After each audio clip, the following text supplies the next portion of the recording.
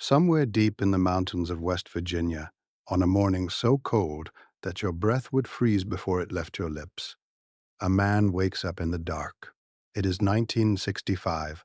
The alarm hasn't gone off yet, but his body knows the time. 4:30. He can hear the wind pressing against the thin walls of his company house. And somewhere down the road, another miner's boots are already crunching through gravel.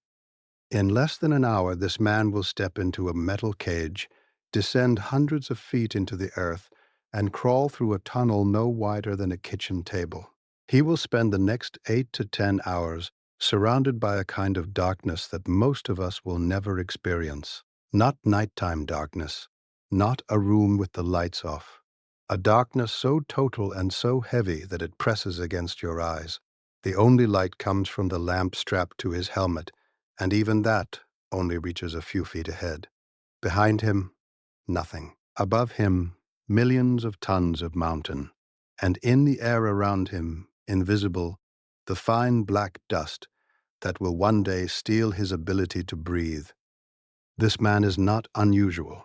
There are tens of thousands like him, scattered across the hollows and ridges of Appalachia, living in towns that were built for one purpose and one purpose only: to pull coal from the earth.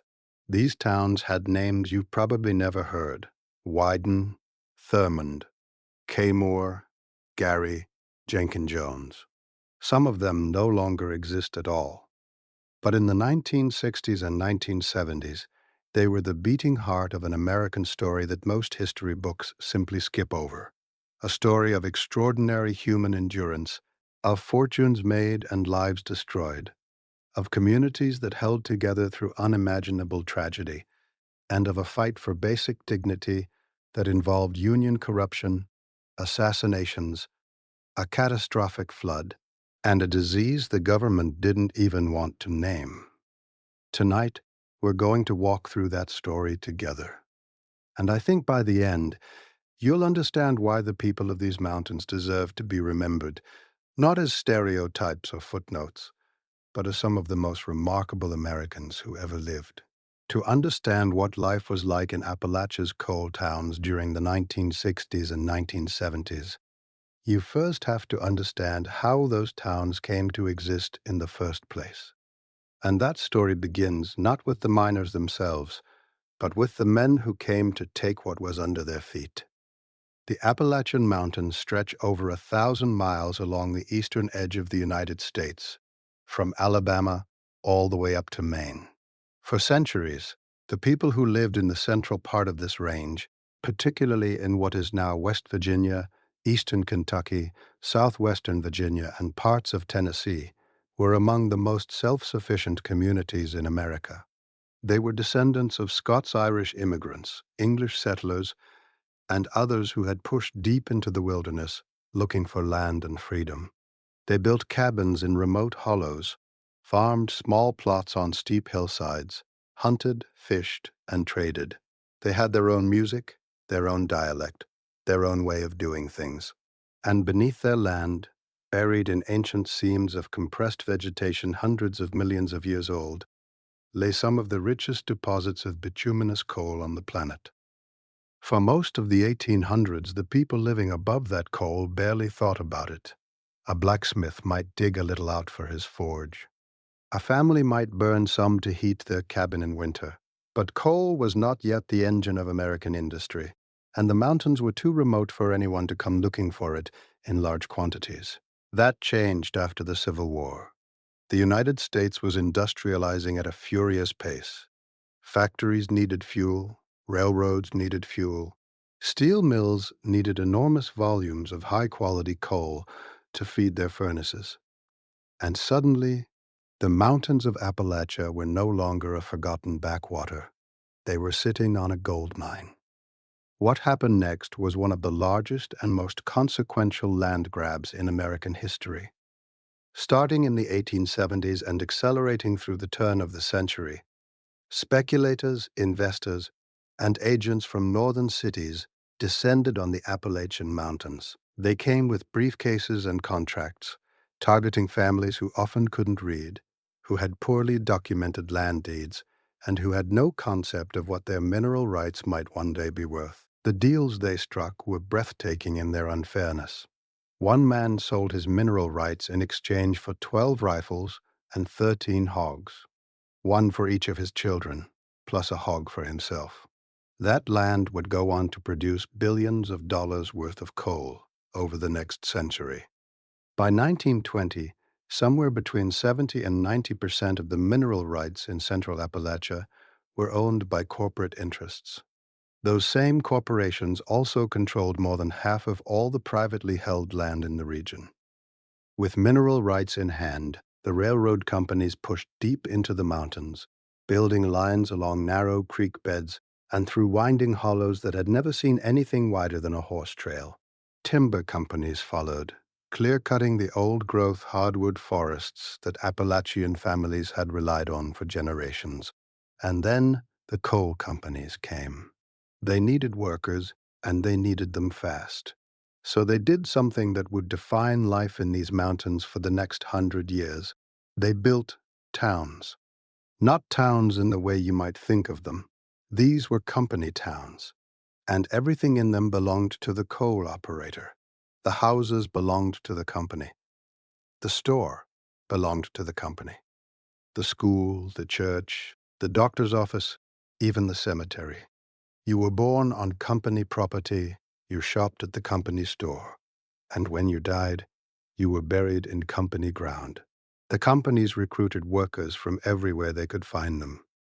Scots-Irish families from the surrounding mountains came looking for steady wages. Black men and women migrated up from the Deep South, many of them fleeing the brutality of sharecropping. European immigrants arrived from Hungary, Italy, Poland, and elsewhere.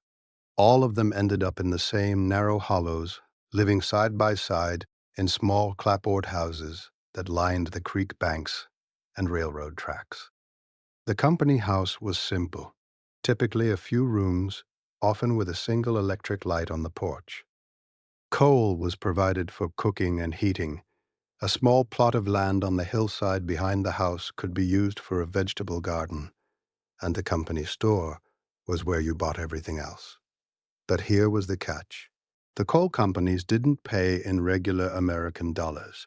They paid in scrip, a form of currency printed by the company itself that was only good at the company store.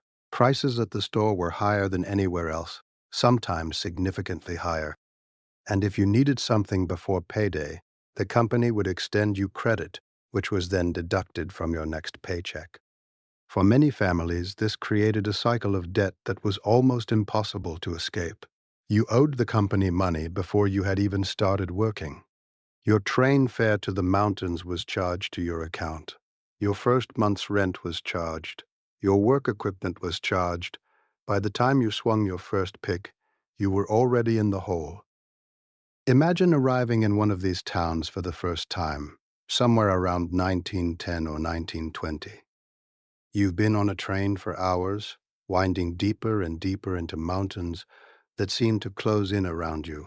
The track follows a creek bed through a hollow so narrow that you can barely see the sky. And then the train stops, and you step out onto a platform, and there it is. A row of identical wooden houses stretching along the tracks, each one painted the same color, each one with the same small porch, the same chimney, the same plot of dirt out back, a general store with the company name painted across the front, a church, a schoolhouse, maybe a baseball diamond carved out of a flat spot near the creek, and looming over everything, the tipple, the tall wooden or steel structure where coal was sorted, washed, and loaded into rail cars. The tipple dominated the landscape the way a cathedral dominates a European village. It was the reason the town existed, the center around which everything else revolved. Now, it would be unfair to say that every company town was a place of misery. Some operators genuinely tried to provide decent living conditions as a way of attracting and keeping the best workers. A few towns had indoor plumbing, recreational facilities, and well-maintained homes. Miners were mobile people. If one town treated them badly, they could pack up and move to the next hollow, where the operator might be a little more generous. And for some families, particularly those coming from the grinding poverty of subsistence farming or the racial violence of the Deep South, the company town represented a real step up. There was a paycheck, even if it was in scrip. There were houses with roofs. There were schools for the children. But make no mistake, the fundamental structure of the company town was designed to keep workers dependent. You didn't own your home. You couldn't buy property. You couldn't vote for a mayor or a sheriff because the town wasn't incorporated. The company hired its own private police, sometimes called mine guards, who enforced the rules and kept an eye on anyone who might be thinking about organizing. In the worst cases, these mine guards functioned as a private paramilitary force, backed by state governments that declared martial law multiple times in the early 1900s to put down miner strikes. This was the world that coal built, and for decades, it hummed along. The coal came out of the mountain, the scrip went to the store, the houses filled with families, and the cemeteries filled with men who died too young. But by the middle of the 20th century, this world was beginning to crack. What broke it wasn't a strike or a disaster. It was a machine. After World War II, the coal industry mechanized rapidly. Continuous mining machines, shuttle cars, and later longwall mining systems could do the work of dozens of men. For the coal companies, this was progress. For the miners, it was a catastrophe. Between the late 1940s and the mid-1960s, the industry shed over 300,000 jobs. Entire communities that had been built around a single mine found themselves with nothing. The mine closed, the jobs vanished, and suddenly the company that owned your house, your store, and your town had no reason to keep any of it running. The Great Migration of Appalachians. Over 3 million people leave the region for industrial cities in the Midwest.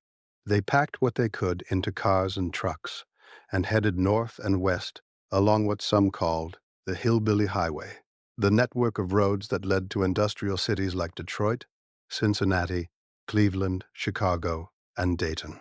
They went looking for factory jobs, for automobile assembly lines, for steel mills, for anything that would keep their families fed, and many of them found work.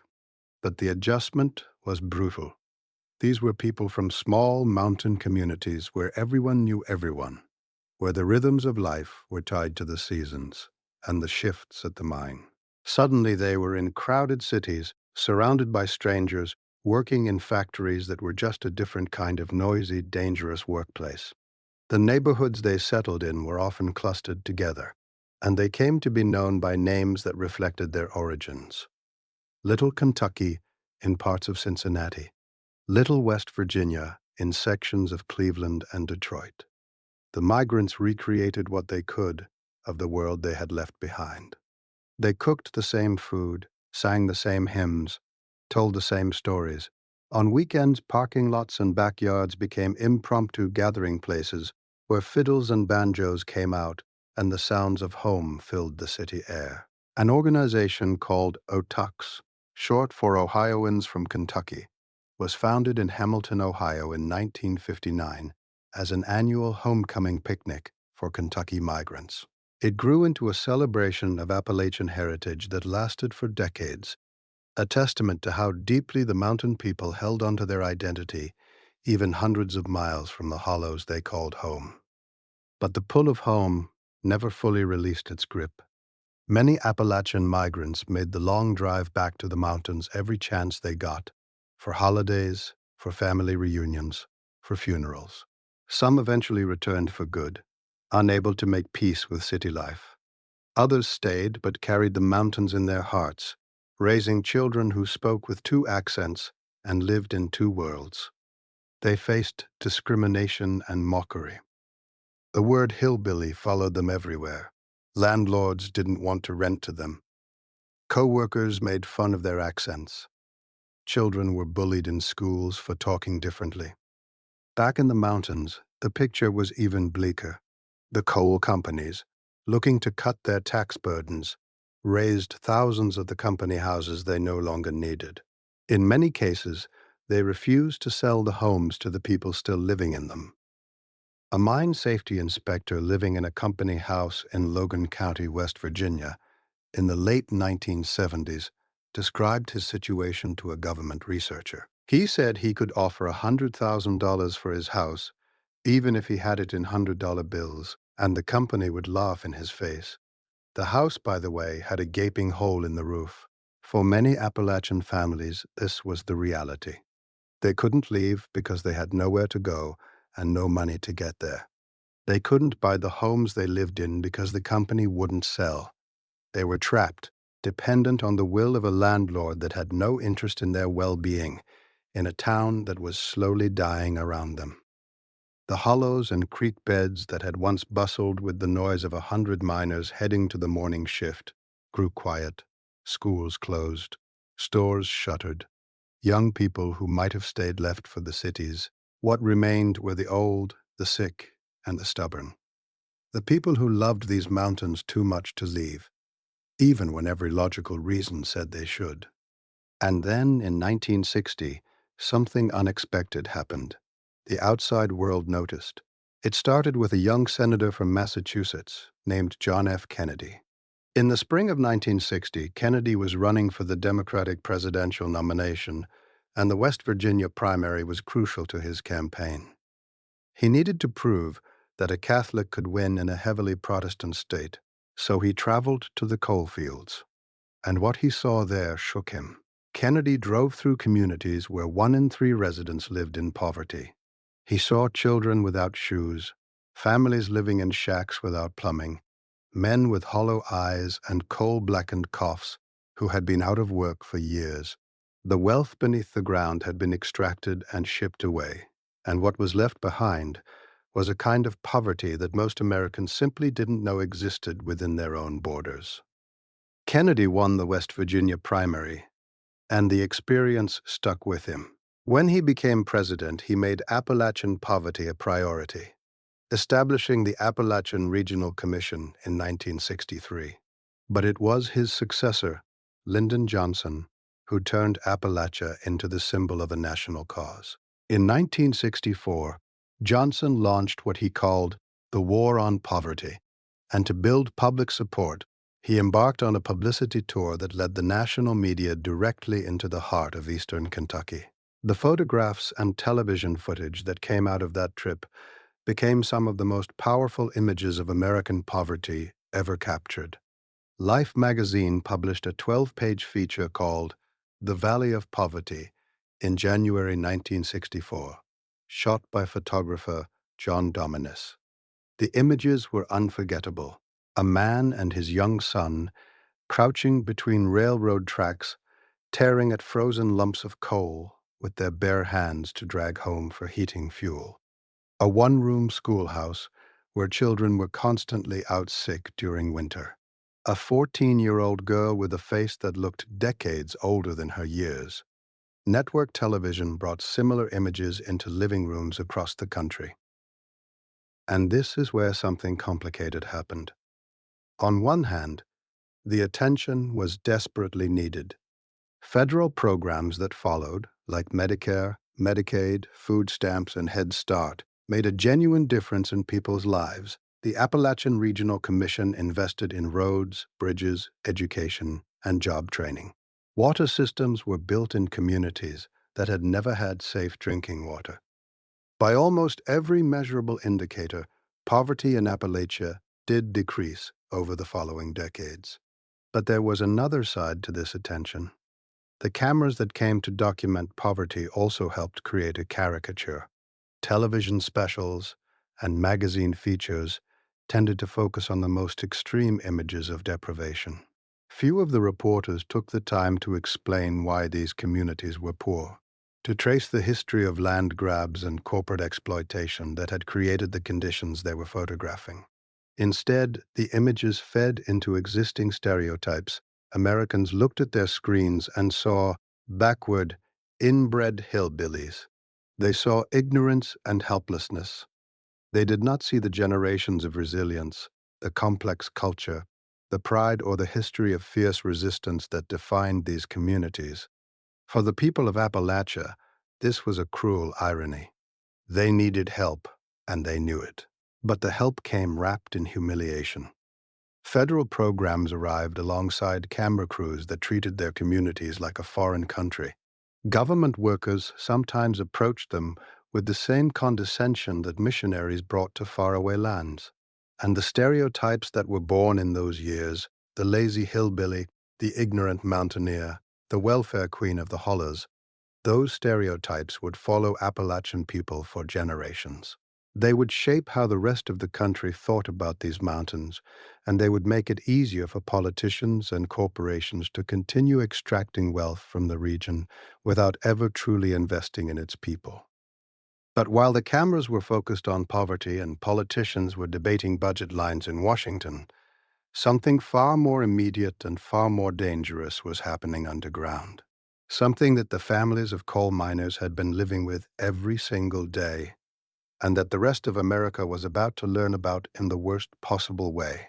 To understand what happened next, you need to understand what it actually felt like to go into a coal mine in the 1960s. Not the sanitized version, not the version with hard hats and statistics, the real thing.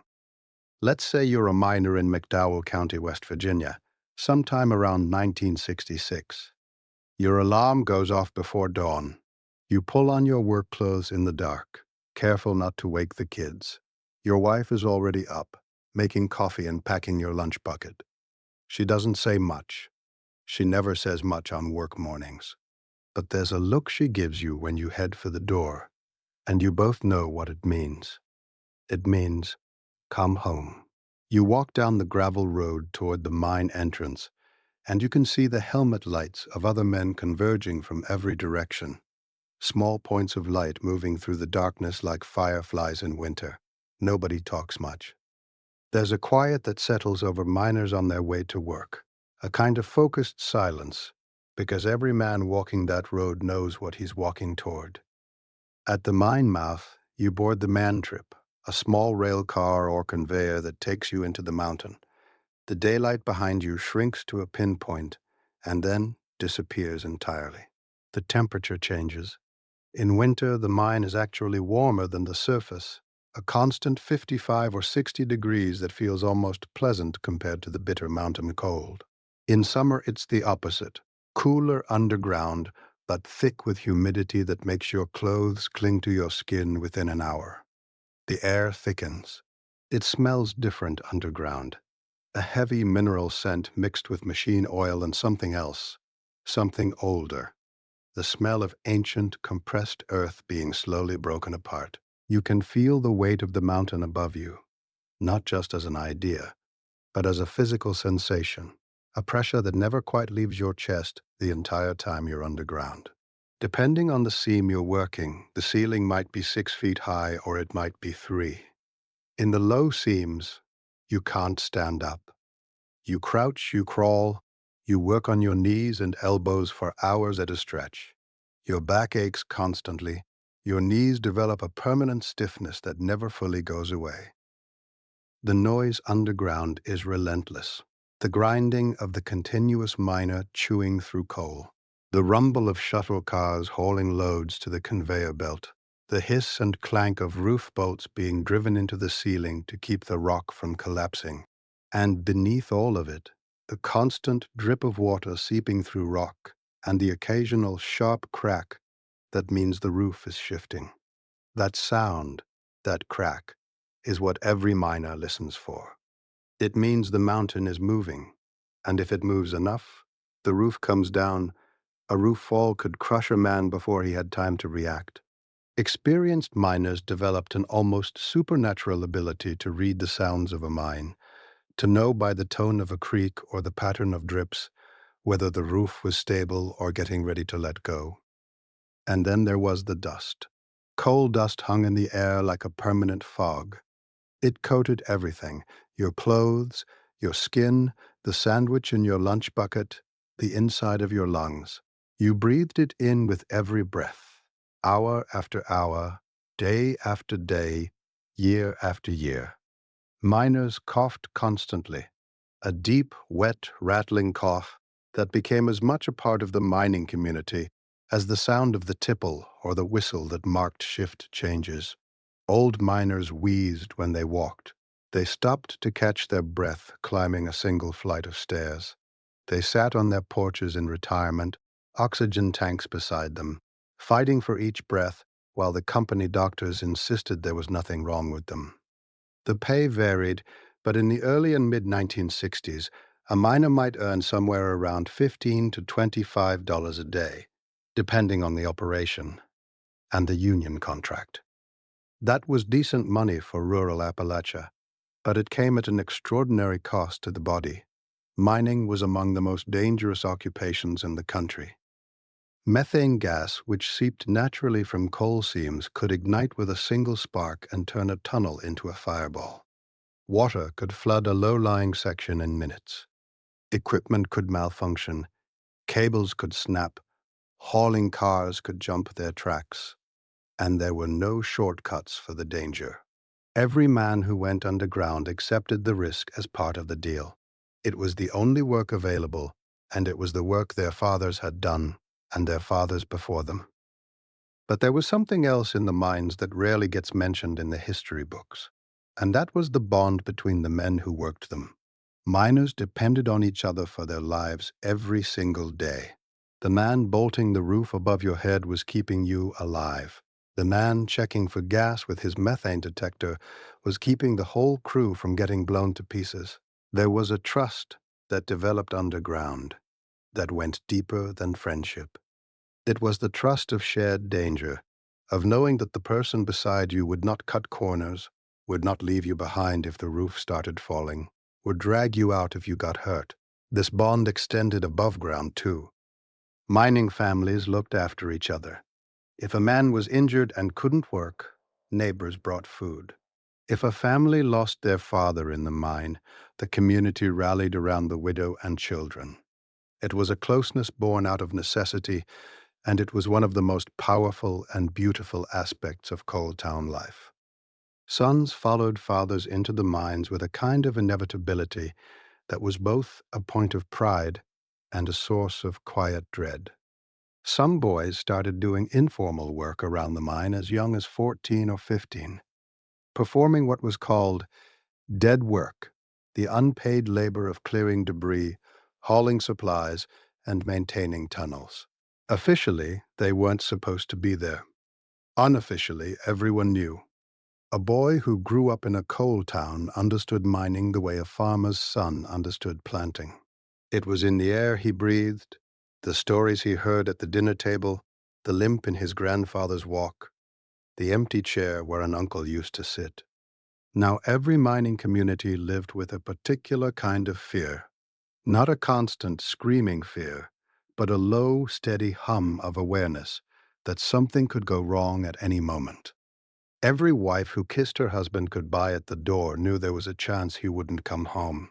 Every child who watched their father walk up the road toward the mine entrance carried a small, unspoken weight in their chest. Most of the time, the fear stayed quiet, tucked away behind the routines of daily life.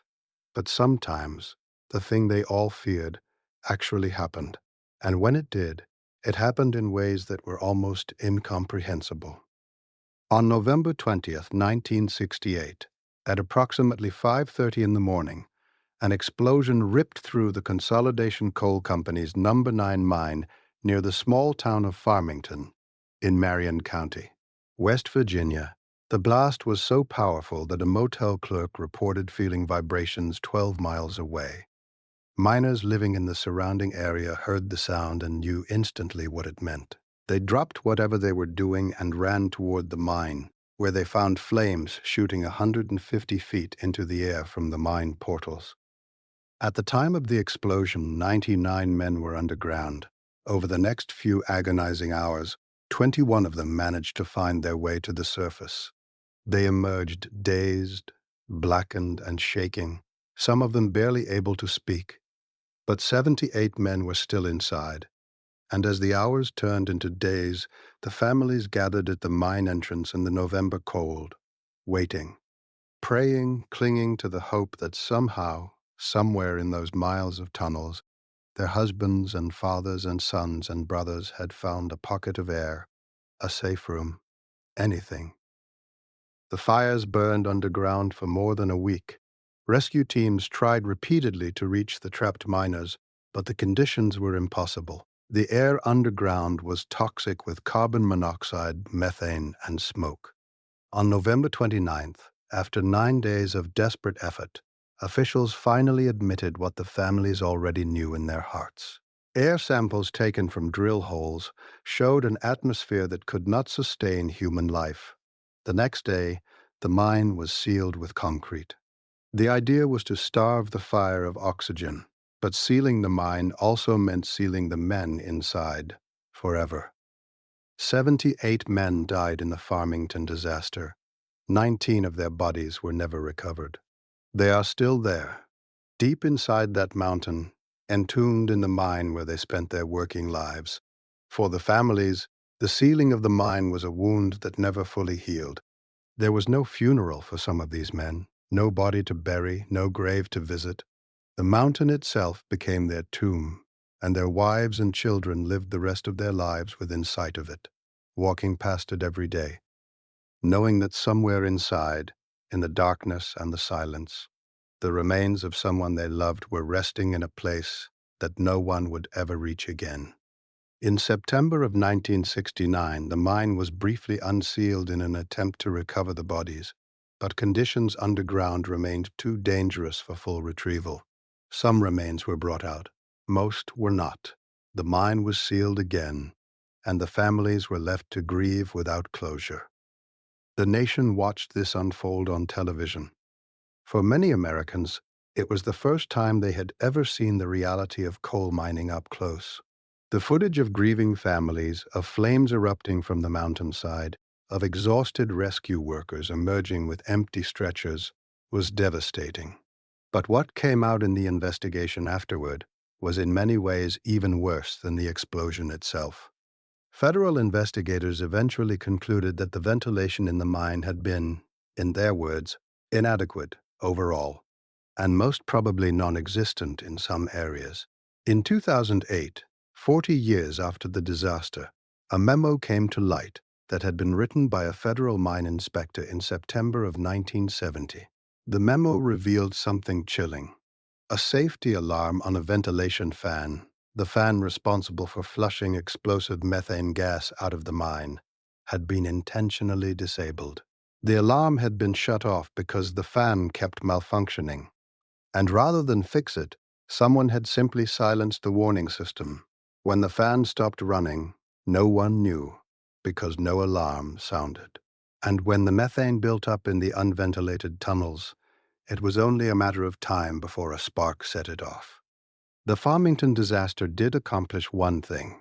It made it impossible for Congress to ignore mine safety any longer. The following year, in 1969, legislators passed the Federal Coal Mine Health and Safety Act, the most comprehensive mine safety law in American history at that time.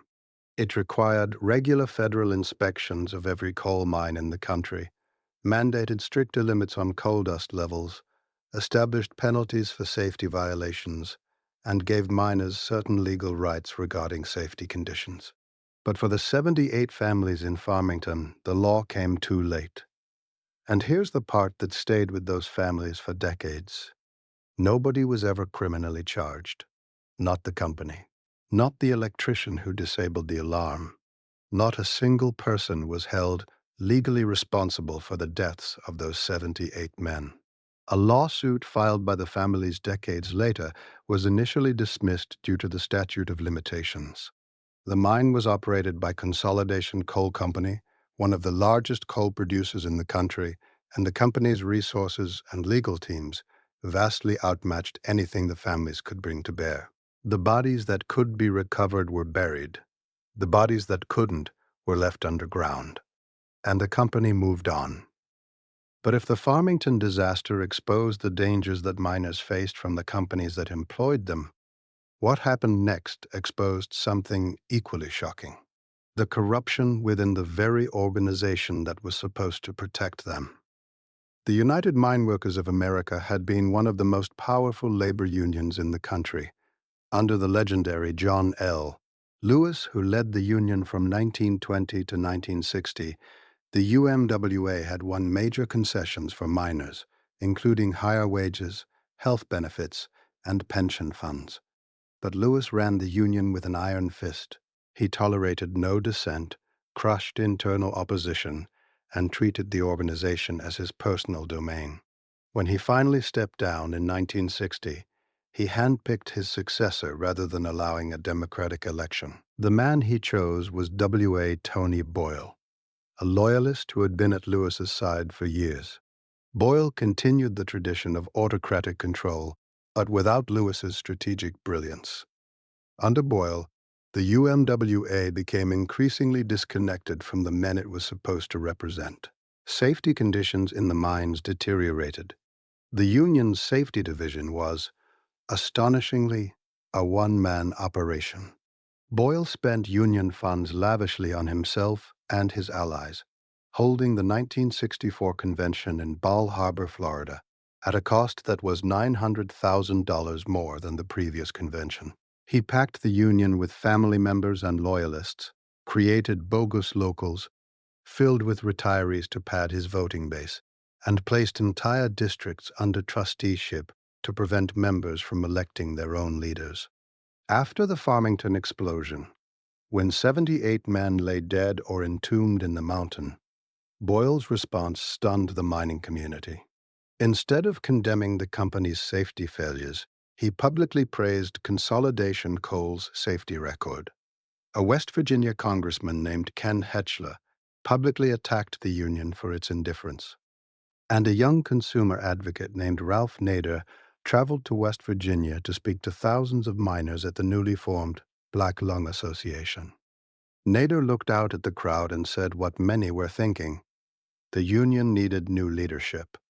Among those listening was a man named Joseph Jock Yablonsky. Yablonsky was a veteran union official, a member of the UMWA Executive Board, and the president of District 5 in southwestern Pennsylvania. He had been part of the union establishment for decades, but the Farmington disaster and Boyle's callous response pushed him to a decision. In May of 1969, Yablonsky announced that he would challenge Tony Boyle for the presidency of the United Mine Workers. At his press conference, he spoke bluntly about the insufferable gap between the union's leaders and the working men they were supposed to represent. He called for improved safety, black lung benefits, and transparent union governance. The campaign that followed was ugly. Boyle's operatives intimidated Yablonsky supporters. Miners who publicly backed Yablonsky faced threats and harassment. At the 1969 election, the results were predictable to anyone who understood how Boyle's machine operated. Boyle won by a 2-to-1 margin in balloting that was widely regarded as fraudulent. Yablonsky immediately filed a legal challenge, arguing that the election had been rigged through vote tampering, bogus locals, and the use of union funds to pay for Boyle's campaign.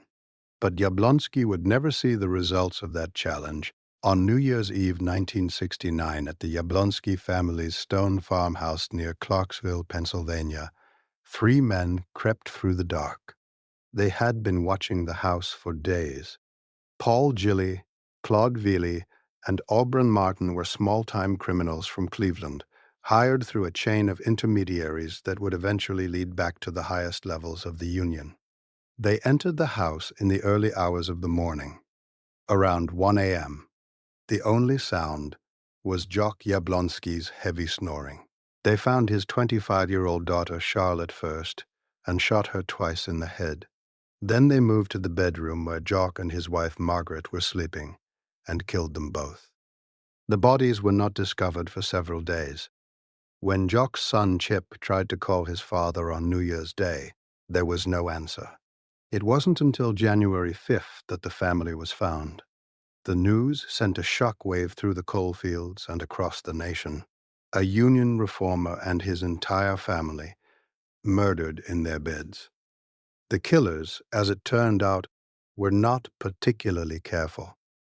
They left fingerprints throughout the house and were captured quickly. Under interrogation, They confessed and revealed the chain of payment. The money had come from union funds. $20,000 had been funneled through a so-called research fund in District 19, the same district whose leaders had been Boyle's most loyal enforcers. Checks were written to retirees who cashed them and kicked the money back to Albert Pass, a Boyle loyalist on the Executive Council, who used it to pay for the hit.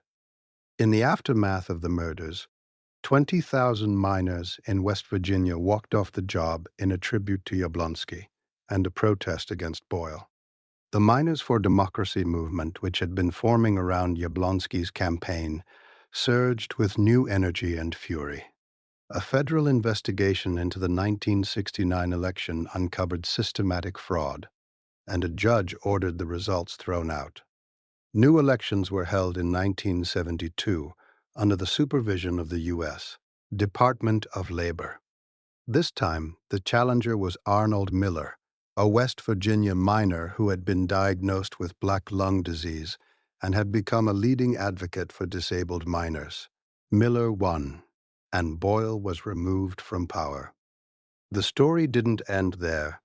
Tony Boyle was eventually convicted of ordering the Yablonsky murders and sentenced to 3 life terms in prison. The Miners for Democracy movement rewrote the Union's constitution, restored autonomy to local districts, eliminated the bogus locals, and for the first time in decades, gave rank-and-file miners a genuine voice in their union. Jock Yablonsky's son Chip served as the reformed union's general counsel. It was, by any measure, a remarkable act of redemption, but it had come at an almost unbearable price. The new union leadership would soon face its first major test, and it came from a place with one of the most infamous reputations in all of American labor history. Harlan County, Kentucky, had been called Bloody Harlan since the 1930s, when violent clashes between miners, operators, and hired gunmen had earned the region a reputation for brutality that few other places in America could match. The coal companies in Harlan County had a long history of resisting unionization by any means necessary, including private police forces, evictions, and outright violence. By the early 1970s, the situation at the Brookside mine, operated by the Eastover Coal Company, a subsidiary of Duke Power, was building toward a confrontation that would captivate the entire nation. In June of 1973, 180 miners at Brookside voted 113 to 55 to leave the Southern Labor Union, a company-friendly organization, and join the UMWA. The miners wanted Eastover to sign the standard national contract that the UMWA had negotiated with the Bituminous Coal Operators Association, a contract that promised higher wages, medical benefits, stronger safety protections, and a real grievance system. Eastover refused. The miners went on strike. What followed was 13 months of escalating conflict that played out along the narrow mountain roads outside the mine entrance. Picket lines formed every morning before dawn. The company brought in replacement workers, escorted by men the strikers called gun thugs, private security personnel who carried weapons and had no particular interest in restraint. Over the course of the strike, there were roughly 90 arrests. Cars were driven into picket lines, rocks were thrown, shots were fired in the darkness. And then something happened that caught everyone off guard. The miners' wives stepped forward. These were women who had spent their lives in the shadow of the mine, keeping homes, raising children, stretching paychecks, and enduring the constant anxiety of wondering whether their husbands would come home alive each day. When the strike began, many of them joined the picket lines. When the courts issued injunctions limiting how many miners could picket at a time, the women took over. They were not named in the injunctions, and the courts hadn't thought to include them. So the wives of Brookside stood in the road and refused to move. They faced down armed company men. They shouted, they sang, they linked arms. They were arrested, roughed up, and threatened. But they did not back down. A young filmmaker named Barbara Koppel, who had come to Harlan County to make a documentary about the Miners for Democracy movement, shifted her focus to the strike. Her cameras captured scenes that would become some of the most powerful labor footage ever recorded. In the pre-dawn darkness, company cars rolled toward the picket line while women and miners scattered, and gunfire crackled through the hollow. Koppel's crew was knocked down and beaten at one point, but they kept filming. The worst moment came on the night of August 24, 1974, 13 months into the strike. A young miner named Lawrence Jones, who was in his early 20s, was shot in the head by a company supporter. He died from his injuries, leaving behind a teenage wife and an infant child. In the documentary footage, his mother can be seen collapsing in grief at his funeral, wailing and being carried away by the men around her. It is one of the rawest and most heartbreaking moments ever captured on film. The strike at Brookside was eventually settled in late 1974. The miners won recognition of their UMWA local and the right to the national contract, with improved wages and benefits. Barbara Koppel's documentary, Harlan County, USA, was released in 1976 and won the Academy Award for Best Documentary. It remains one of the most acclaimed labor films ever made. But for the people of Brookside, the victory was complicated. 3 months after they went back to work, the national UMWA contract expired, and over 100,000 miners across the country walked out in a massive strike. The new national agreement that was eventually reached included a no-strike clause that limited the local walkouts that had been the miners' most effective tool. Some of the Brookside veterans would later wonder whether the solidarity they had built on that mountain road could survive inside a system that was already trying to tame it. The answer, as the decade wore on, proved to be painfully uncertain. While the battles over union power and labor rights were playing out in courtrooms and on picket lines, another fight was happening in hospital beds and doctors' offices across the coalfields. This one was quieter, slower, and in many ways more insidious than anything that had come before, because this fight was about a disease that the coal industry insisted did not exist. Coal workers' pneumoconiosis, that's the medical term. But in the mountains, they just called it black lung, and if you had spent any time at all in a coal mining community, you knew what it looked like. You had seen it in the old men sitting on porches, breathing through tubes connected to oxygen tanks. You had seen it in the way a retired miner would stop halfway up a gentle hill, bent over, hands on his knees, fighting for air like a man who had just run a mile. You had heard it in the cough, that deep, wet, persistent cough that became the background soundtrack of every coal town in America. Black lung is caused by the prolonged inhalation of coal dust. Over years and decades, the tiny particles settled into the lungs and caused progressive scarring and inflammation. In its early stages, a miner might notice that he gets winded more easily, that the walk home from the mine feels longer than it used to, that he can't keep up with his children in the yard anymore. As the disease advances, breathing becomes increasingly labored. Simple tasks become exhausting.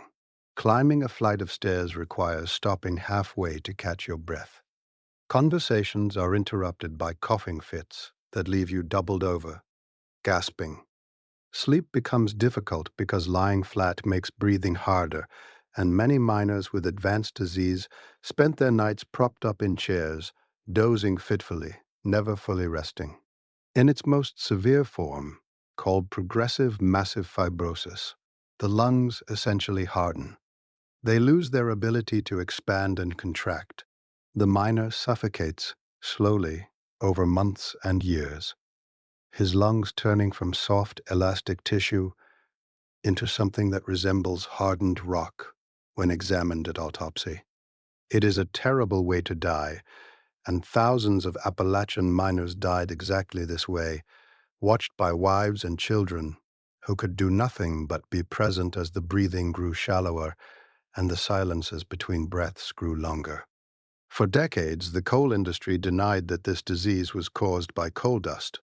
Company doctors routinely attributed miners' breathing problems to smoking, to asthma, to bronchitis, to anything other than the work itself. When miners filed disability claims, they were almost always denied. The reasoning was circular and devastating. If the company doctor said you didn't have black lung, then you didn't have black lung, and therefore you weren't entitled to benefits. It didn't matter that you couldn't walk across a room without stopping to gasp for air. It didn't matter that your lungs were visibly compromised on an X-ray. The company doctor's word was final. The culture of mining itself contributed to the silence. Miners were tough. They had to be. The work demanded it. Complaining about a cough, about shortness of breath, about the dust that coated your lungs every single shift was seen as weakness. A miner who couldn't keep up was a liability to his crew. And so men suffered in silence, year after year, watching their breathing get worse, watching their fathers and uncles and neighbors slowly drown in their own lungs, accepting it as the price of the job. What broke the silence was a combination of outrage and organization. In the late 1960s, a small group of doctors, miners, and activists began pushing back.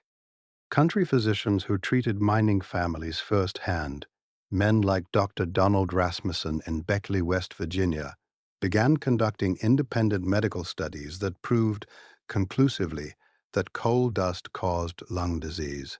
Their findings were presented to state legislators, to federal officials, to anyone who would listen. At the same time, the Black Lung Association was forming in West Virginia, bringing together active miners, retired miners, and the widows of men who had died from the disease. In February of 1969, the movement reached a breaking point. 45,000 West Virginia miners walked off the job in an unauthorized wildcat strike, one of the largest in the state's history. This was not a strike for higher wages or better contracts. This was a strike for the right to breathe. The miners demanded that the state legislature pass a law recognizing black lung as an occupational disease and providing compensation to disabled miners and their families. The strike shut down the state's coal industry for weeks. Legislators, facing enormous pressure from both the miners and the coal lobby, eventually passed a state law recognizing black lung. Later that year, the Federal Coal Mine Health and Safety Act of 1969 included provisions for black lung benefits. In 1972, Congress passed the Black Lung Benefits Act, creating a federal program to compensate miners disabled by the disease. These were monumental victories, but they came too late for thousands of men who had already spent years or decades breathing coal dust. Many miners who had fought for recognition died before receiving a single benefit check. The application process was deliberately bureaucratic and adversarial, with coal companies funding their own medical experts to challenge claims. For every miner who received benefits, there were others who gave up in frustration or died waiting. And there was a particular cruelty in the timeline. By the time the disease was officially recognized, many of the men who suffered from it were too sick to enjoy whatever compensation they received. They spent their last years in hospital beds or on living room couches, fighting for each breath, watching television coverage of a world that had moved on from their struggle. The women of these communities bore the weight of this disease as heavily as the men who suffered from it. Wives became full-time caregivers, managing oxygen tanks, administering medications, watching the slow decline of men who had once been strong enough to swing a pickaxe for 10 hours straight. Widows navigated the labyrinth of benefit applications with determination and fury, refusing to let the companies deny what their own eyes and ears told them. Many of these women became organizers, testimony givers, and political advocates. They testified before congressional committees. They marched on state capitals. They did what the miners themselves were often too proud or too sick to do. They spoke the truth about what coal was doing to their families, loudly and publicly, until someone finally listened. But the mountains had one more catastrophe in store, and this one would arrive not from underground, but from the sky. On February 26, 1972, in the narrow hollow of Buffalo Creek in Logan County, West Virginia, the people of 16 small coal mining communities woke to a morning that had started with heavy rain. Rain was nothing unusual in the mountains, and most people went about their early morning routines without much concern. Up at the head of the hollow, however, 3 miles above the closest homes, something was terribly wrong. The Buffalo Mining Company, a subsidiary of the Pittston Coal Company, had been dumping coal waste into the narrow valley at the head of Buffalo Creek for years. This waste, a thick slurry of water, coal dust, rock, and clay left over from the coal washing process, had accumulated behind a series of crude earthen dams. These were not engineered structures. They were piles of refuse, compacted by the weight of the waste itself, with no proper design, no spillway, and no safety inspection regime worth the name.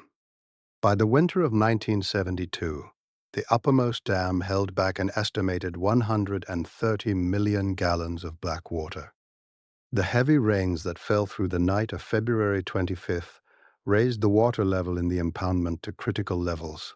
Sometime around 8 o'clock on the morning of the 26th, the dam failed. The wall of water and coal sludge that burst through the breach was over 30 feet high and moving with extraordinary force. It roared down the narrow valley of Buffalo Creek like a liquid freight train, gathering speed and debris as it went, picking up houses, cars, trees, and everything else in its path. The people downstream had almost no warning. Some heard a rumbling sound and looked up to see a wall of black water bearing down on them. Some were still in bed. Some were eating breakfast. Some were already dressed and heading out for the day. There was no siren, no alarm system, no emergency plan. The wave hit the first community and erased it. Then the next. Then the next. In a matter of minutes, 16 communities along a 17-mile stretch of Buffalo Creek were destroyed. 125 people died that morning. Over 1,000 were injured. More than 4,000 were left homeless. Entire families vanished. Houses were reduced to kindling and carried downstream. The destruction was so complete in some areas that there was nothing left to indicate a community had ever existed there. Survivors described scenes that haunted them for the rest of their lives. A woman who was swept out of her home and carried downstream, clinging to a mattress. A man who pulled his children onto the roof of his house and watched the black water swallow his neighbor's home whole. A mother who held her baby above the water until her arms gave out, only to be rescued at the last moment by a man standing on higher ground. Bodies were found miles downstream, coated in black sludge, some of them unrecognizable. In the immediate aftermath, there was no coordination, no organized response. Survivors wandered the wreckage in shock, calling out the names of people who would never answer. What remained was a landscape of mud, debris, and devastation that looked less like a place where people had lived and more like the aftermath of a bombing. In the days that followed, as rescue workers dug through the wreckage and survivors gathered in makeshift shelters, the president of Pittston Coal held a press conference. When asked about the disaster, he described the dam failure as an act of God. The statement ignited a fury among the survivors and their supporters that would burn for years. This was not an act of God. This was an act of negligence. The dams had been built without engineering oversight. They had never been properly inspected. The coal company had been warned about the danger. Smaller dam failures, including 2 linked to Pittston Coal itself, had already demonstrated the risk. And 6 years earlier, on the other side of the Atlantic, the catastrophic collapse of a coal tip at Aberfan, Wales, had buried a school and killed 144 people, most of them children. The world knew what unstable coal waste could do. Pittston Coal knew, and they did nothing. West Virginia's own regulatory apparatus was part of the problem. Mine inspection agencies were understaffed and underfunded. When inspectors did cite violations, enforcement depended on political will, and that will was consistently absent. Legislators depended on coal industry campaign contributions. Governors balanced their budgets with severance taxes from mining.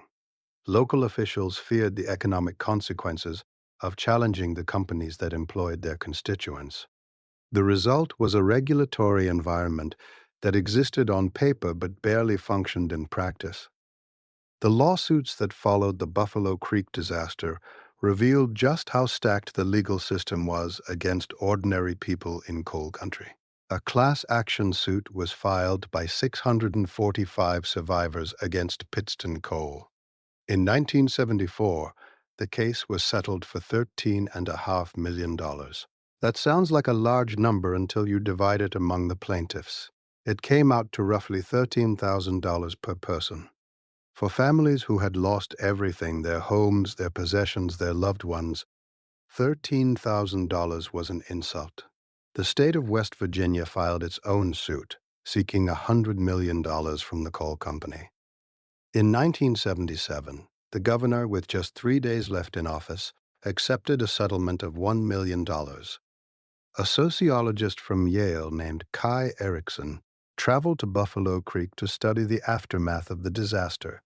What he found went beyond the physical destruction.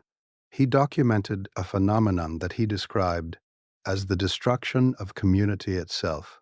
In a place where everyone had known everyone, where neighbors looked after each other, where the social bonds of decades of shared life provided a safety net against the hardships of coal country, the flood had torn the community apart. People were scattered into temporary housing, separated from their neighbors, their churches, their routines.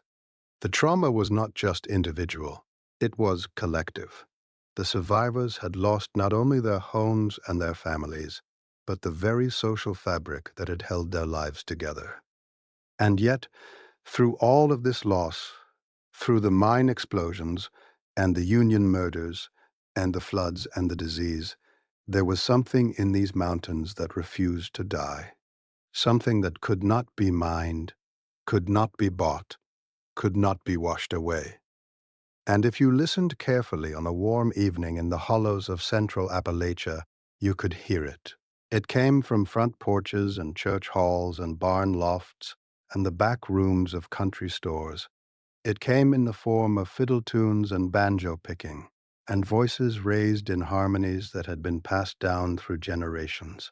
The music of Appalachia was, and remains, one of the great American art forms. And in the 1960s and 1970s, it experienced a renaissance that brought it to the attention of the entire world, while simultaneously serving as a lifeline for the communities that created it. The roots of Appalachian music reach back centuries. When Scots, Irish, and English settlers arrived in the mountains in the 1700s, they brought with them the ballad traditions of the British Isles, unaccompanied narratives of love, loss, betrayal, and the supernatural, sung mostly by women as they worked. Irish immigrants brought the fiddle. African Americans, some of them free, some enslaved, contributed the banjo, which has its origins in West African string instruments. German settlers brought the dulcimer. Over generations, these traditions blended and evolved into something distinctly Appalachian, a music characterized by its haunting vocal style, its rhythmic drive, and its unflinching emotional honesty. By the early 20th century, this music had given birth to country, bluegrass, and the foundations of rock and roll. The Carter family, from Mace's Spring, Virginia, became some of the first commercially recorded American musicians. Bill Monroe, born in Kentucky and deeply influenced by the music of the mountains, created bluegrass. The banjo picking, the fiddle solos, the high lonesome vocal harmonies that define bluegrass all have their roots in the front porch sessions of Appalachian coal communities. In the 1950s and 1960s, the American folk revival brought a wave of outsiders into the mountains. Young, college-educated enthusiasts from northern cities, many of them politically progressive, traveled to remote hollows to record and learn from Appalachian musicians. Figures like Mike Seeger and John Cohen of the New Lost City Ramblers and producer Ralph Rinsler sought out older musicians whose styles had been preserved in isolation for decades. The documentary films they made, like Cohen's High Lonesome Sound about Kentucky banjoist Roscoe Holcomb, introduced urban audiences to the raw power and beauty of mountain music. Appalachian musicians began appearing at major festivals across the country. Doc Watson, the blind guitar virtuoso from Deep Gap, North Carolina, became a beloved figure at the Newport Folk Festival. Jean Ritchie, a dulcimer player from Viper, Kentucky, carried Appalachian ballads to audiences on both coasts. And the music that had been dismissed as primitive and backward by earlier generations of critics was suddenly being celebrated as authentic, powerful, and profoundly American. But perhaps the most important role that music played in Appalachia during these decades was not on festival stages or in recording studios. It was in the struggle itself. Coal miners had been writing and singing songs about their work, their dangers, and their fights for justice since the earliest days of the industry. These weren't polished compositions written by professional songwriters. They were raw, urgent expressions of lived experience, scribbled on the backs of envelopes and passed from singer to singer around campfires and in union halls. The lyrics were specific. They named names. They described actual events. They mourned specific men who died in specific mines on specific dates. And they carried the emotional weight of a people who had few other outlets for their grief and their anger. Florence Reese, the wife of a Harlan County union organizer, wrote, "Which Side Are You On?" during a labor conflict in 1931. The story behind the song is as powerful as the song itself. Company gun thugs had come to her home looking for her husband, Sam, who had fled. They ransacked the house while Florence and her children watched. That night, shaking with fear and fury, she tore a page from a wall calendar and wrote the lyrics on the back. The song became one of the most famous protest anthems in American history, carried forward by every generation of labor activists that followed. In the 1960s and 1970s, a new generation of Appalachian musicians continued this tradition. Hazel Dickens, who grew up in a coal mining family in Mercer County, West Virginia, blended the sounds of traditional mountain music with raw, unflinching lyrics about the human cost of mining.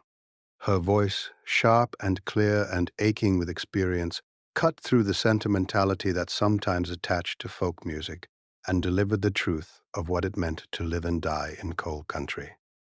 Music was the one thing the coal companies could never own or control. They owned the houses, the stores, the mineral rights, and the land, but they could not own a melody passed from grandmother to granddaughter. They could not own the sound of a fiddle on a Saturday night, or the voices raised in harmony in a primitive Baptist church on Sunday morning. The front porch picking session, the barn dance, the gospel sing, these were acts of community, of joy, and of quiet defiance. They said, in a language that required no explanation, "We are still here. We are still ourselves. You may own the mountain, but you do not own us." In 1973, the Augusta Heritage Center was established in Elkins, West Virginia, with the specific mission of preserving Appalachian folk traditions. Summer workshops in old-time music, bluegrass, flatfoot dancing, and traditional crafts drew participants from around the world and helped ensure that the cultural knowledge accumulated over generations would not be lost to mechanization, migration, and modernization. Mountain Heritage Day at Western Carolina University and the celebration of traditional music at Berea College, both launched in the 1970s, served similar purposes. These were not acts of nostalgia, they were acts of survival. As the 1970s unfolded, the mountains received an unexpected visitor, one that arrived not with cameras or poverty programs, but with a surge of global economics that nobody in the hollows had predicted. In October of 1973, the Organization of Arab Petroleum Exporting Countries declared an oil embargo against the United States, and almost overnight, the price of oil skyrocketed. Gas lines stretched around city blocks. The American economy shuddered, and in the coalfields of Appalachia, something remarkable happened. The phone started ringing again. Coal, which had been in slow decline for 2 decades, was suddenly in demand like it hadn't been since the Second World War. The oil crisis reminded America that it still needed domestic energy sources, and coal was the most abundant one available. New mines opened. Shuttered operations restarted. Help-wanted signs appeared in communities that hadn't seen them in years. Young men who had been thinking about leaving for the cities suddenly had a reason to stay. Money began flowing back into the hollows and creek beds of central Appalachia. For the mining families who had weathered the long years of bust, the boom was a relief that carried the weight of answered prayers. Paychecks came in, trucks appeared in driveways, bars did good business on Saturday nights. There was a particular energy in the coal towns during the mid and late 1970s, a feeling of life returning to a place that had been holding its breath for a very long time. Miners who had spent years scraping by could finally afford to fix the porch, buy new clothes for the kids, put a little money aside. The pride that came with working, with providing, with being needed, was as valuable as the paycheck itself. But the boom came with a new set of complications that sat like a stone in the stomach of anyone who thought carefully about the future. The biggest change was in how the coal was being extracted. Underground mining, the traditional method that required hundreds of men to descend into the mountain and cut coal from seams deep below the surface, was increasingly being supplemented, and in some areas replaced, by surface mining. This was a fundamentally different process. Instead of tunneling into the mountain, surface mining involved stripping away the earth and rock above a coal seam and scooping the coal out from above.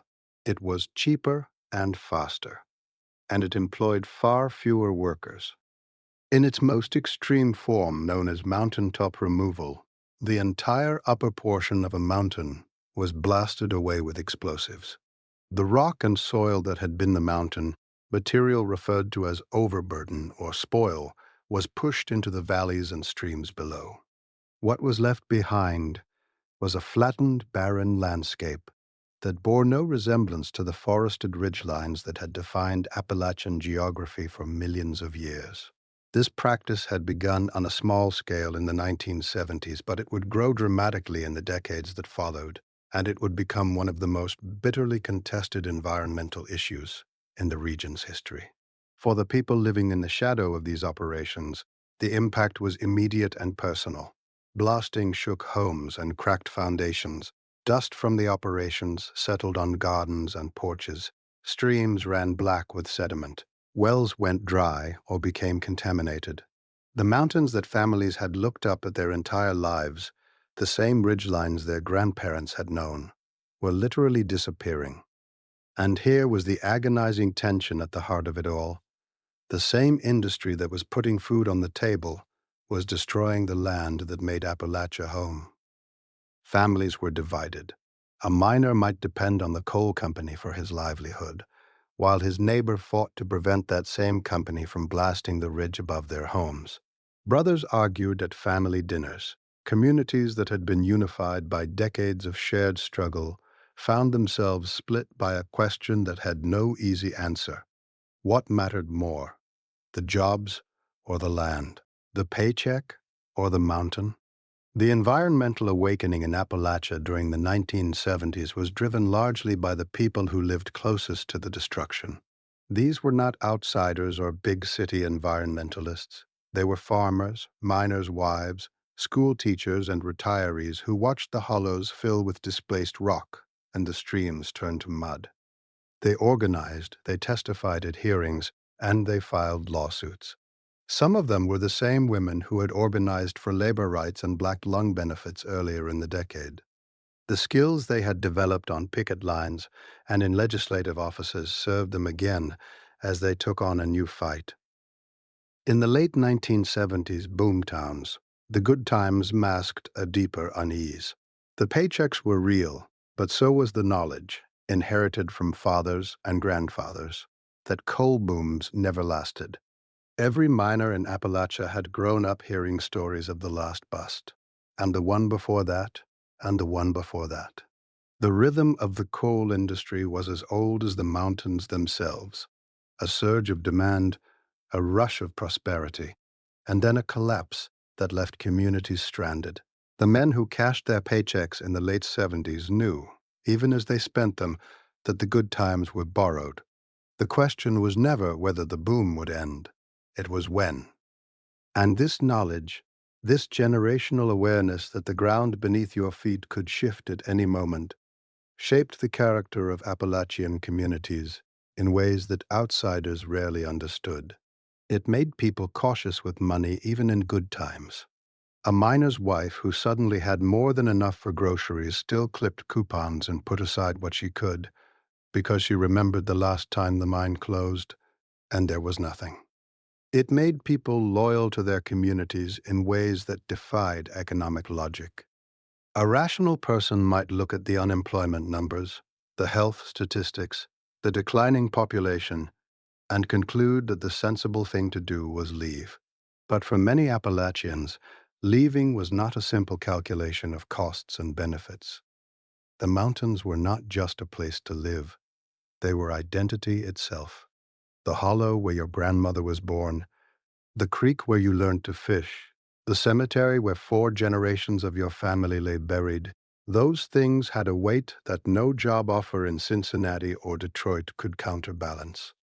This tension between staying and going, between loyalty to place and the economic forces pushing people away, was one of the defining experiences of Appalachian life in the 1960s and 1970s.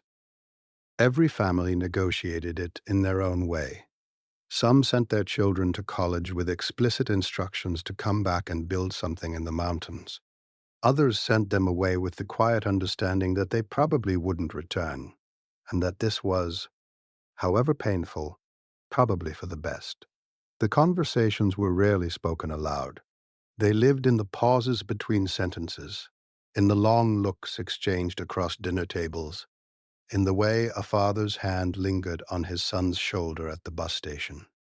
If you had driven through the coal towns of central Appalachia in the mid-1970s, you would have seen a world that defied most of the stereotypes that television had created. Yes, there was poverty. There were dilapidated houses and unpaved roads, and families who struggled to make ends meet. But there was also something else, something that no camera crew from New York ever seemed to capture. There was community. Not community as a marketing buzzword or a nice idea, community as a survival strategy, as a way of life refined over generations of shared hardship. In coal country, neighbors were not strangers who happened to live nearby. They were partners in an unspoken compact of mutual aid. When a family's house caught fire, the neighbors showed up before the fire truck did. When a miner was injured and couldn't work, casseroles appeared on the kitchen table without anyone being asked. When someone died, the women of the community took over the household, cooking, cleaning, caring for the children while the family grieved. There was no government program for this, no application to fill out, no waiting period. It was simply what you did because it was what had been done for you, and for your parents, and for theirs. The center of this community life for many families was the church. Appalachia had its own distinctive religious traditions, shaped by the same isolation and self-reliance that defined everything else about the region. Old regular Baptist congregations sang unaccompanied hymns in a style of lined-out singing that could be traced directly back to Scotland and England. Primitive Baptist churches maintained a theology of radical grace and simplicity. Holiness and Pentecostal congregations brought an emotional intensity to worship that was inseparable from the emotional intensity of life in the coalfields. For people who spent their weekdays surrounded by danger and uncertainty, the church on Sunday offered something that was hard to find anywhere else: a promise that suffering had meaning, that community mattered, and that there was something beyond the mine and the hollow and the struggle that gave life its ultimate shape. The women of Appalachia held these communities together with a quiet, fierce determination that rarely made headlines but without which nothing else would have functioned. They were the ones who stretched a miner's paycheck to cover a family of 6. They canned vegetables from hillside gardens that could feed a household through the winter. They mended clothes until there was nothing left to mend, and then they made new ones from flour sacks and fabric scraps. They nursed sick husbands and aging parents and colicky babies, sometimes all in the same day. They organized church suppers and school fundraisers and holiday celebrations. They wrote letters to senators and testified before committees. And when the mine whistle blew at an odd hour, signaling that something had gone wrong underground, it was the women who gathered at the mine entrance, waiting, holding each other, steeling themselves for whatever news might come. There were small joys that made the hardship bearable, and they were treasured all the more because they were small. A vegetable garden on a steep hillside where tomatoes and beans and corn grew in defiance of the rocky soil. Women traded seeds and canning recipes across fence lines, and a good garden was a source of genuine pride. Come fall, the smell of simmering apple butter drifted through the hollows as families gathered for all-day stirring sessions, taking turns at the copper kettle, children running barefoot in the yard. Hunting season, when men and boys headed into the woods before dawn and came back with stories that grew more elaborate with each retelling. A good buck mounted on the wall was a trophy that meant something more than sport. It meant meat in the freezer, one less thing to worry about during the lean months. Friday night football, when the whole community turned out to watch a local high school team, wrapped in blankets and drinking coffee from thermoses, cheering so loud that the sound echoed off the mountains. In a place where opportunities were limited, those Friday night games were more than entertainment. They were a collective release, a shared experience that bound the community together in something uncomplicated and joyful. Holiday gatherings where 3 generations crowded into a small house and the kitchen table sagged under the weight of biscuits and gravy and fried chicken and stacked cake and sweet tea. Grandmothers who cooked for armies and never seemed to sit down. Grandfathers who told the same stories every year, and nobody minded because the stories were part of the ritual. And running through all of it, always, was a fierce and complicated pride. Pride in the work, even though the work was killing them. Pride in the place, even though the place had been exploited and scarred. Pride in the family name, in the homestead, in the hollow, in the particular way the light fell on a particular ridge at a particular time of evening. This was not the pride of arrogance. It was the pride of people who had been told, repeatedly and from many directions, that they were backward, that they were ignorant, that they were poor because of their own failings. And who responded, simply and stubbornly, by continuing to be who they were. There was a complexity to Appalachian identity that the stereotypes could never contain. These were not victims, though they had been victimized. They were not helpless, though they had been systematically denied resources and opportunities. They were people with deep roots and long memories who knew the names of the wildflowers on the hillside and the history of every family in the hollow going back 100 years. They could fix a car engine, deliver a calf, play a fiddle, build a house, and quote scripture, all before lunch. They were, in short, among the most capable and self-reliant Americans who ever lived. And the fact that the rest of the country so often failed to see this says far more about the rest of the country than it does about them. As you settle in tonight, think about what those coal towns left behind. Not just the physical remnants, though those are still there if you know where to look. Foundations of company stores overgrown with kudzu, rail lines rusting in creek beds, cemeteries tucked into hillsides where the headstones record lives measured in decades of underground labor. The tipple at Thurmond, West Virginia, standing silent beside the New River. The memorial at Farmington, bearing the names of 78 men who went to work one November morning and never came home. If you drive along Route 17 through the old coal country of southern West Virginia, you can still see the outlines of where the company houses stood.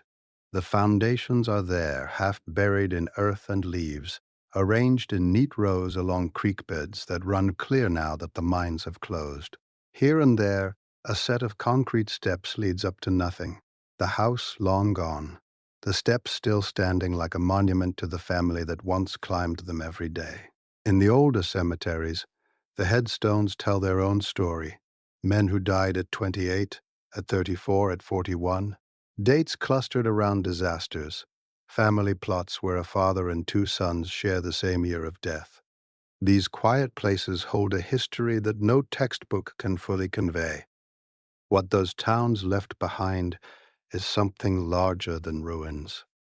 The labor laws that protect American workers today were forged in the coalfields of Appalachia, written in the language of grief and anger by people who had lost husbands, fathers, and sons to preventable disasters.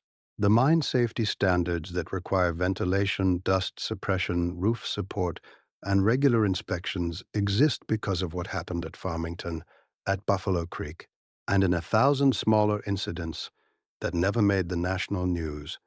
The Black Lung Benefits Program, flawed as it remains, exists because 45,000 miners walked off the job in 1969 and demanded the right to breathe. The concept of union democracy, the idea that a union belongs to its members and not to the men at the top, was reborn in the blood of Jock Yablonsky and his family. These are not abstract achievements. They are the direct result of ordinary people who decided that their lives and their dignity were worth fighting for, even when every institution around them, the company, the government, their own union, was telling them to sit down and accept their lot. The people who lived through the coal town era carried their stories with them.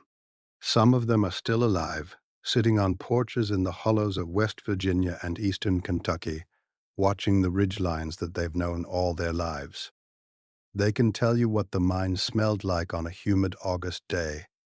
They can tell you the sound the mountain made when the roof shifted. They can tell you what it felt like to hear the whistle blow at the wrong time, to see the ambulance heading up the hollow, to wait at the mine entrance for news that might break your heart. And they can tell you about the music, the laughter, the love, the stubborn, irreducible humanity that no amount of exploitation could ever fully crush. Appalachia's coal towns teach us something that we forget at our own peril, that progress has a cost, and that cost is not evenly distributed. That the energy that powered America's rise came from somewhere, and that somewhere was a place where real people lived and worked and loved and died. That the distance between comfort and catastrophe is often measured in the thickness of a mine roof, or the strength of an earthen dam, or the integrity of a safety alarm that someone decided to disable because it kept going off. And most importantly, those coal towns teach us about resilience. Not the empty, motivational poster version of the word, but the real thing. The kind of resilience that means getting up before dawn and going back into the mountain year after year, knowing full well what the dust is doing to your lungs. The kind that means standing on a picket line in January while armed men drive past. The kind that means burying your husband and then walking into a congressional hearing room to testify about why he died. That is the resilience of Appalachia. It is not pretty. It is not romantic. It is forged in darkness and grief and an unyielding refusal to disappear. So the next time you flip a light switch or turn on a stove or sit in a warm room on a cold night, spare a thought for the people who made that possible. The men who went underground, the women who kept the world above ground turning, the children who grew up in the shadow of the tipple and the sound of the mine whistle, the communities that held together through boom and bust, through flood and fire, through betrayal and loss. They deserve to be remembered, not as footnotes or statistics or characters in someone else's story, but as themselves.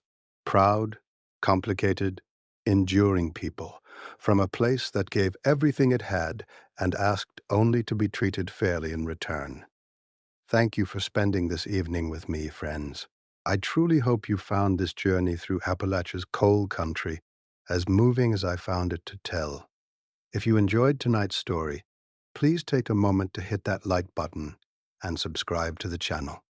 It helps more than you know and makes it possible for us to keep bringing you these stories. Leave a comment and tell me what you think, or let me know what forgotten corner of history you'd like us to explore next. Until then, sleep well, rest easy, and I'll see you in the next one. Good night.